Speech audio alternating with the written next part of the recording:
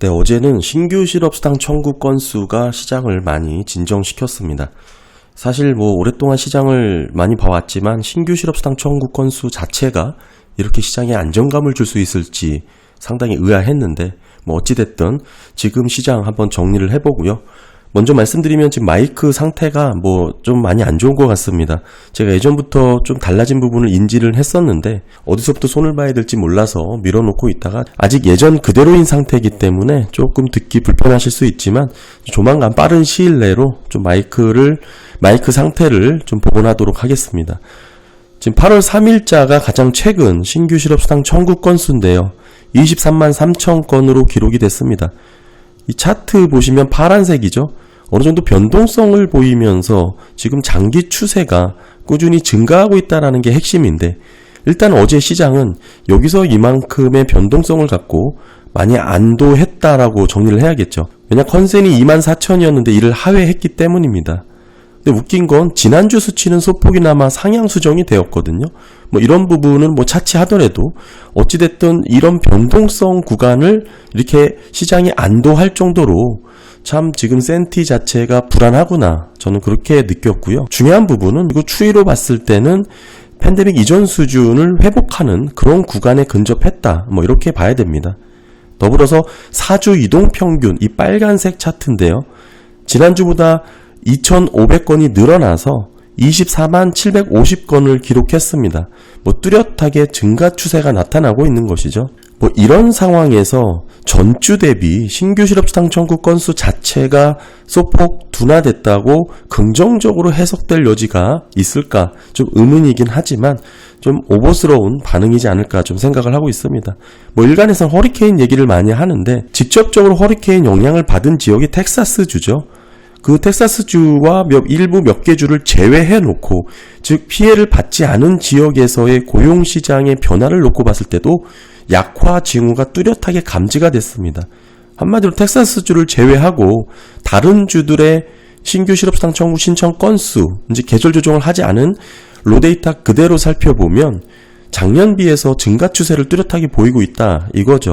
한마디로 허리케인 영향은 일부 미칠 수는 있었겠지만 그렇게 주도할 정도로 많은 영향을 주진 못했다. 우리가 봐야 될 것은 장기적인 추세고 이 방향성이 꾸준히 증가하고 있다는 것이죠. 전반적인 노동시장의 냉각 조짐이 나타나고 있다. 이렇게 봐야 됩니다. 이런 의미가 연속 실업수당 청구 건수에서 나왔습니다. 이게 최근치가 7월 27일이거든요. 보시게 되면 직전주보다도 6천 건이 증가를 해서 187만 5천 건을 기록을 했습니다.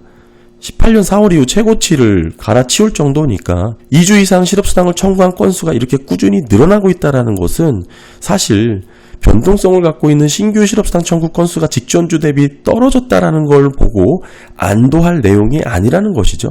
사실 어제 시장 돌아가는 거 보면 시장 불안을 달래기 위한 억지스러움이 좀 과도하다 이렇게 볼 수가 있을 것 같습니다. 사실 이 모든 시작의 발단은 BOJ에서부터 시작을 했는데 이게 31일 전격적으로 통화정책 긴축으로 금리 인상을 단행해버렸죠.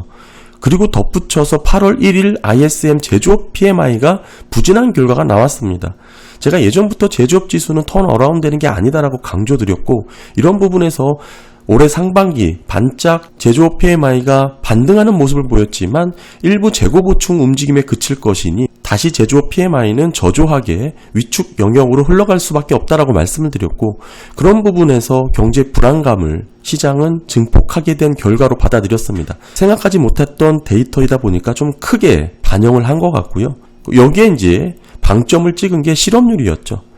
BLS 고용 데이터의 실업률 자체가 샤메 법칙에 부합할 정도로 4.25, 4.3%로 집계가 된 것입니다. 이 세 개의 큰 이벤트가 마치 우연처럼 겹치게 되면서 그 증폭이 더 확대가 된 것인데 자, 우리가 여기서 구분해서 확인해 봐야 될 부분은 과연 시장의 우려가 본격적으로 현실화되고 있는 것인지 한마디로 경기 침체의 방향으로 나아가는 것인지 이 판단을 해야 되는 것이고 아니면 단순히 우연히 악재가 겹친 것뿐이다.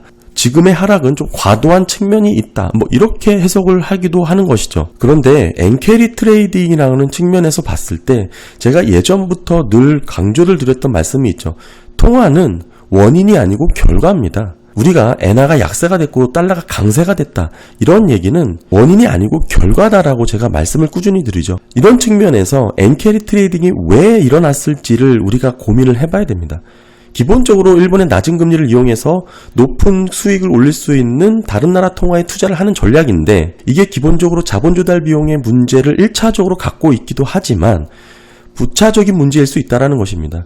사실 7월 31일 BOJ가 0.1에서 0.25% 금리 인상 단행을 했지만 그 여파가 투자 대상의 기대 수익률 측면에서 놓고 봤을 때는 미비할 수 있다는 것이죠. 한마디로 시장은 다른 무언가를 알고 있을 수 있다는 것입니다.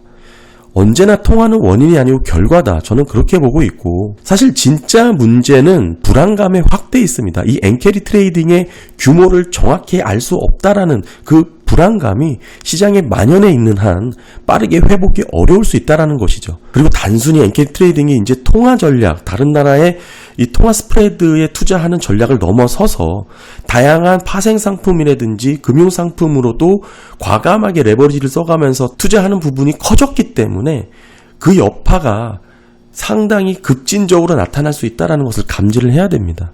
이렇기 때문에 금리의 작은 변동에 엔화가 급격하게 강해졌죠. 160에서 158 이 사이를 움직이던 엔화가 일주일 만에 10%나 절상이 돼서 140엔 초반대로 거래가 되고 있고, 이렇게 급하게 엔캐리 투자를 정리를 하게 되면서 이게 연쇄 반응이 나타나는 것이죠. 이게 점차 다시 엔화를 강하게 만들 수 있는 그런 악순환이 될 수도 있는 거죠. 이런 상황에 미국의 고용시장에 빨간분이 들어온 거고, 시장이 예측하지 못했던 시장 컨센이 웃도는 4.3이 기록되면서 경기 침체 우려까지 더해진 겁니다. 경기 침체를 미리 감지한 엔캐리 트레이드 투자자들이 청산에 이르렀다, 이런 해석이 시장에 빠르게 확대가 된 것이죠. 그런데 웃긴 건 이런 상황에서 연준이 연말까지 기준금리를 대폭 인하할 것이라는 전망이 빠르게 수정이 됐습니다. 당초에는 한 번 인하였지만 이번에 한 3번 정도, 최대 1.25%까지 인하할 수 있다는 가능성이 높아졌죠. 그런데 웃긴 건 연준이 금리를 이렇게 내리면 미국과 일본의 금리 차가 좁혀지기 때문에 금융시장의 불안감이 오히려 더 확대될 수 있습니다. 이런 불안감이 재증폭이 되면서 빅스 지수가 거의 20%포인트나 급등하는 현상이 나타났고, 물론 이런 급격한 쏠림이 있었기 때문에 일부 반등, 기술적인 반등이 얼마든지 나타날 수가 있고, 사실 이런 부분은 베어마켓 랠리에서도 흔히 볼 수 있는 그런 흐름이죠. 그런데 정말 중요하게 봐야 될 부분은 연준이 손 쓸 수 있는 부분이 단 하나밖에 없다라는 겁니다. 그게 뭐냐? 금리 인하가 아니고요, 경기 침체 가능성을 부인하는 거, 이거 하나밖에 없습니다. 이런 상태에서 연준이 금리 인하를 하게 되면 경기 침체에 대한 불안이 빠르게 확대되고, 말씀드렸다시피 엔캐리 트레이딩의 매력이 더 줄게 되겠죠. 포지션을 빠르게 정리할 수 있습니다. 이렇게 되면 엔화는 더 강세가 되고 달러는 약세가 되니까 오히려 엔캐리 트레이드 청산이 더 가속화가 될 수 있다는 것입니다. 따라서 지금 연준이 할 수 있는 일은 금리 인하에 대한 시그널을 주는 것보다 경기 침체 가능성을 부인하거나 경기 침체 가능성이 낮다라고 언급하는 것 이외에는 할 게 없어요. 만약에 이런 엔캐리 트레이딩 청산이 가속화돼서 더 급격하게 금융시장의 변동성이 확대가 된다면 이거 자체로 트리거가 돼서 진짜 침체로 빠질 수가 있기 때문입니다. 따라서 할 수 있는 한 경기 침체와는 상당한 거리를 두면서 그것도 가급적 빨리 금리 인하를 할 수 있는 방법을 모색하는 게 지금 연준이 해야 될 일이고, 그렇다고 하더라도 실제 경기 펀더멘털이 지금의 고금리를 오랫동안 유지할 수 있을 정도로 탄탄하냐? 그렇지 않다는 것을 매번 강조드렸잖아요. 따라서 당장 금리 인하를 해도 충분하지 않은 상황에 지금 눈치를 봐가면서 금리 인하를 해야 되는 그런 입장까지 처해졌다. 한마디로 진퇴양난에 빠진 연준의 스탠스다, 이렇게 정리를 할 수 있고요. 그런 의미에서 주요 인사들이 나와서 최근에 경기에 대해서 판단을 하면서 경기 침체 가능성이 낮다라고 부인하는 것 자체는 너무나 지극히 자연스러운 발언이다, 이렇게 보셔야 됩니다. 더불어 재차 물가 상승에 대한 우려, 제2차 인플레이션 발발에 대한 얘기도 댓글로 많이 남겨주시는데, 그럴 가능성도 충분히 있습니다만 우선적으로는 지금 물가보다 침체에 더 중점적으로 관심을 가져야 되고, 이후에 다시 금리 인하를 하고 양적 완화를 한 다음에 다음 사이클의 문제라는 것이죠. 지금 국제유가가 70불에서 거래가 되고 있죠. 지금 90불 넘어서 100불을 넘어가지 않은 상황에서는 물가에 대한 우려를 다시 한번 우리가 고민한다는 것 자체는 시기상조다. 이렇게 보시면 되고, 이런 물가에 대한 언제든지 다시 불거질 수 있지만 국제유가 WTI 가격이 적어도 100불 이상은 넘어선 다음에 다시 한번 들춰보는 게 현실적이다, 이 말씀을 드리고요. 지금 국제유가 거래하는 선물시장과 채권시장 참여자들의 판단을 모두 부인해야 얘기할 수 있는 게 지금 그 재차 물가가 가속화될 수 있다라는 시나리오거든요. 그러니까 상당히 희박한 극소수의 의견이다, 이렇게 정리를 하시면 될 것 같고, 뭐 언제든 물가는 다시 오를 수 있겠죠.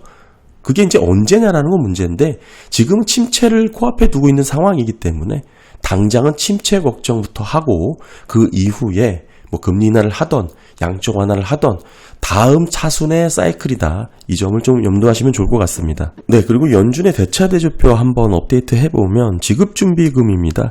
뭐 안정선이라고 볼 수 있는 게 이 3조 달러인데 지금 전주보다 더 늘어난 것으로 집계가 됐죠. 최근 보시게 되면 3조 3,720억 달러 수준으로 지급준비금이 확인이 됩니다. 따라서 꾸준히 뭐 줄어들고 있긴 하지만 이게 직전주였고 여기서 더 증가한 부분, 이렇게 최근 데이터 확인이 됩니다.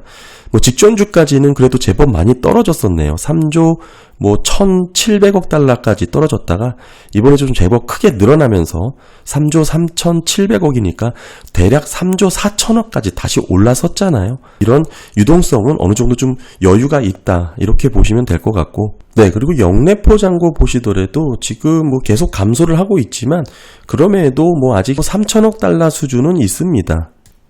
그리고 TGA 계좌인데요. 결국에는 지급준비금의 완충 효과를 해줄 수 있는 범퍼죠. 지금 보시면 7,700억 달러 규모로 아직 여유가 충분하다는 거 확인하실 수가 있죠. 더불어서 이제 하이힐드 스프레드도 보시게 되면 가파르게 치솟았습니다. 지금 최근에 3.9%포인트까지 이렇게 차이가 나는 것으로 확인이 되는데, 뭐 이렇게 대부분 하이힐드 스프레드를 보실 때는 그래도 한 5 이상은 넘어가야 위험 리스크가 좀 빠르게 확대된다, 뭐 이렇게들 많이 보시죠.